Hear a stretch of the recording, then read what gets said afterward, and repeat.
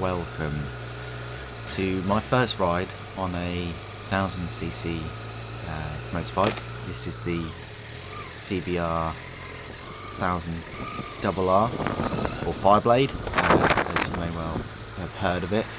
It's Honda's kind of, I'd say, ultimate super sports bike. I mean, they do have a Fireblade SP, which has a few more bells and whistles in terms of Brembo brakes, and it's single seater, things like that. But I thought it's a loan bike. It's a demo bike, so I went out and had a little test ride on it. CJ Ball in Norwich lent me the bike, and this is while my 600. I was changing the indicator on it, so you can view that. I'll put that in another video or whatnot. So I thought I don't trust myself to kind of, with somebody else's bike, to kind of like talk and do a moto vlog, especially when there's like a £750 excess and stuff like that. I just wanted my whole concentration to be on the bike, the road, everything that's going around me. Didn't really want to be talking as well and concentrating on what was talking, especially in like the kind of city, where there's a higher risk, I would say. It is a lovely bike. If you are on the fence about getting one, just go for it. The thing is, I would get one, but I just love my 600 just far too much. But I love the mirrors that you don't need to really change. I love how the indicators on them, and that's awesome. You don't have anything sticking out of the fairing. It's just, one thing I got from this was it's really smooth. It's such a smooth ride, and you're in first gear a lot of the time, and I suppose that's the same for all litre bikes really, but you kind of like, should I go into second gear or not? It's kind of like that arrangement. You don't have to, but you know, you can if you want, which I don't think I even got past third or fourth gear when I had when I was using this, and that's great to have that much power at your disposal, but also I like to kind of use as much as I can out of a bike. One of the reasons why I got the 300, because you can really, you can get into sixth gear no problem and use a lot of that sixth gear. But this is my first time on a litre bike. It didn't scare me going from a 600. You just have that feeling in the back of your mind that, you know, there's so much more power there. But it's still got a power band, I suppose. But whether you'd reach that or not on normal road conditions is questionable.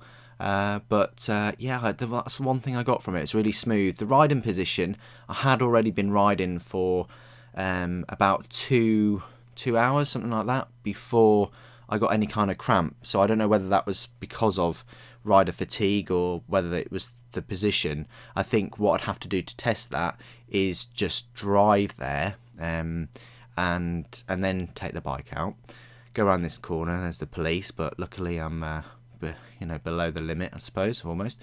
And so that's the kind of thinking of the bike, my kind of reactions of it. I'm not too keen on that display. It's an all LCD display. I don't think I could get used to it.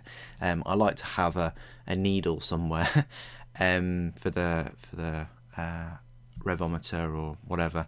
I don't know whether I could get used to it, and it's so light though. That's the one thing I found about it, is it's a lot lighter than I thought it would be. I thought it'd be really heavy, but in all respect, it's not really that much more heavier than my 600. So they're the feelings. The look of it, it's a nice looking bike, I suppose. But yeah, you're definitely more in that aggressive position, you know, quite forward down the bike. So whether you've got wrist issues or problems or whatever, I mean, for me, my wrists did ache a little bit, and they never have on the 600. But I suppose you would get used to the Fireblade. But if you're going long distance, if you're going commuting in city, things like that, yeah, I can see why a Fireblade is quite a decent choice.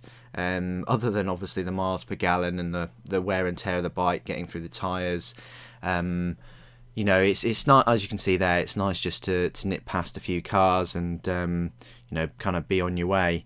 Got to be careful of the junctions though.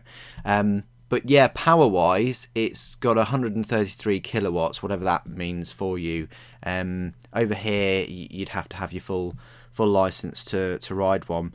Prices start at 12,200, but that's just for the basic one without the ABS. I'm pretty sure this one had ABS, but you're gonna have to pay another 600. This is the best feeling in motorcycling, I think, one of the best. You get past a load of cars and then the lights change and you just go. That's just such a nice feeling. But yeah, for ABS, you're going to be paying an extra 600 quid, and for this bike I wouldn't get one without ABS, but that's just my opinion, of course. You can get it in different colours. I was riding the graphite black colour.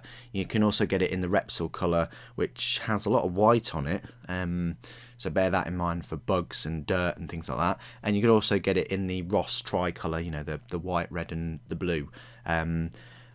Am I a fan of the exhaust? I mean, it sounded very quiet. You definitely don't get much presence with it. I suppose changing it to an Akrapovic may help in that matter, but I'm just not a big fan of that kind of exhaust anyway on the side of the bike as a little shorty exhaust for a super sports bike anyway. But the front is very, very beautiful, and the rear is nice. The tank's very nice. It felt thin. It felt thin and light compared to my 600, but I think my 600 is a bit wider tank wise. I'll give you a few more like specifications and things. So its max torque is 114 Newton meters. The actual displacement in centimeter cubed is actually 999.8, and it's got all your normal bells and whistles like your 12-volt batteries. The curb weight they say is 200 kilograms, but it felt as light as my 600. Top speed on one of these things, I wouldn't like to say. I wouldn't like to have a go at doing that either. But yeah, I really enjoyed it. I wasn't intimidated or anything like that.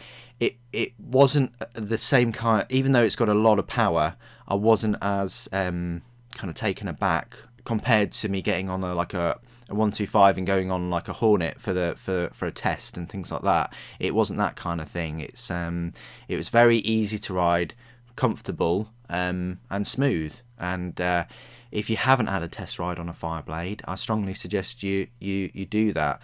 Because I thought I'd be really cramped up, and because I'm a tallish guy, and you know, I thought I'd be really cramped up, and I thought I'd be really uncomfortable on it. But no, I found it an absolute joy. I'd love to get one, I really would, but I just love my 600 so much. So I hope all of that information in this video has kind of helped you. Like I said before, if you haven't had a test ride on a Fireblade, go and do that. I think you'll enjoy it. But yeah, I thought I'd do it this way rather than talk, you know, into the microphone and things. But my next motovlogging video will probably be one on the 600, and I can't tell you when that's going to be, but I've got some footage from a while ago, and then the next one after that will be a motovlog on the 300, hopefully when the weather gets a little bit nicer. So thanks ever so much for joining me today. Thanks for watching. Please do comment, rate and subscribe, and remain vigilant, and take care out there.